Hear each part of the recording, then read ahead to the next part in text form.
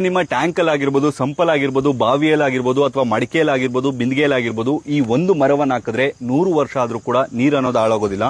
ಇದು ಯಾವ ಮರಪ್ಪ ಅಂದ್ರೆ ನೇರಳೆ ಹಣ್ಣಿನ ಮರ.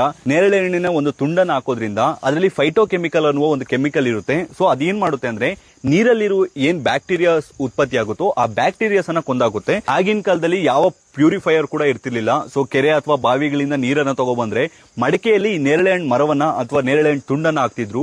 ಸೊ ಅದು ಪ್ಯೂರಿಫೈ ಮಾಡ್ತಿತ್ತು ವಾಟರ್ ಅನ್ನ. ನೀರಲ್ಲಿ ಯಾವುದೇ ರೀತಿಯಾದ ಬ್ಯಾಕ್ಟೀರಿಯಾ ಇದ್ರೂ ಕೂಡ ಆ ಬ್ಯಾಕ್ಟೀರಿಯಾನ ಕೊಂದಾಕ್ಬಿಡ್ತಿತ್ತು ಇದರಲ್ಲಿ ರಿಲೀಸ್ ಆಗುವಂತ ಫೈಟೋಕೆಮಿಕಲ್ ಅನ್ನುವ ಎಲಿಮೆಂಟ್. ಅದಕ್ಕೋಸ್ಕರ ಆಗಿನ ಕಾಲದಲ್ಲಿ ಜನಗಳು ಕೂಡ ತುಂಬಾ ಆರೋಗ್ಯವಾಗಿರ್ತಿದ್ರು. ಮತ್ತೆ ನೇರಳೆ ಹಣ್ಣು ಕಡ್ಡಿನ ಏನ್ ಹಾಕಿರ್ತಿರೋ ಮಡಿಕೆಯಲ್ಲಾಗಿರ್ಬೋದು, ಬಿಂದಿಗೆಯಲ್ಲಾಗಿರ್ಬೋದು, ಆ ನೀರನ್ನ ಕುಡಿಯೋದ್ರಿಂದ ತುಂಬಾ ನಮ್ಮ ದೇಹಕ್ಕೂ ಕೂಡ ತುಂಬಾ ಒಳ್ಳೇದು. ನಮ್ಮ ದೇಹದಲ್ಲಿ ಯಾವ್ದಾದ್ರು ಬೇಡವಾಗಿರುವಂತಹ ಬ್ಯಾಕ್ಟೀರಿಯಾ ಇದ್ರೆ ಅದನ್ನು ಕೂಡ ಕೊಲ್ಲುತ್ತೆ ಅಂತ ಬಿಟ್ಟು ಕೂಡ ಪ್ರೂವ್ ಮಾಡಿದೆ. ಸೊ ನಿಮ್ಮ ಟ್ಯಾಂಕ್ ಆಗಿರ್ಬೋದು, ಸಂಪ್ ಆಗಿರ್ಬೋದು, ಆದ್ರೆ ಒಂದು ಬಲತಿರುವಂತ ನೇರಳೆ ಹಣ್ಣಿನ ಕಡ್ಡಿಯನ್ನ ಅಥವಾ ಒಂದು ತುಂಡನ್ನ ಅಥವಾ ಒಂದು ಮರದ ಪೀಸನ್ನ ಹಾಕಿ ನೀರು ತುಂಬಾ ಶುದ್ಧವಾಗಿರುತ್ತೆ.